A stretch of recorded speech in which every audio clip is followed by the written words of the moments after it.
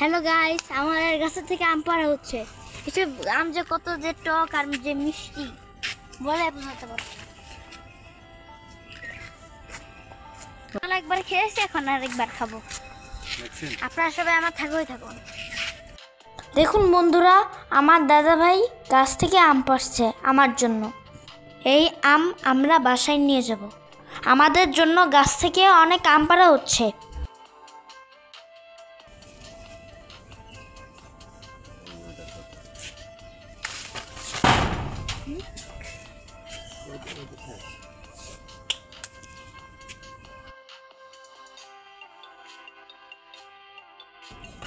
আরও অনেক আম পাড়া হয়েছিল, কিন্তু ভিডিওটা দেখাতে পারিনি।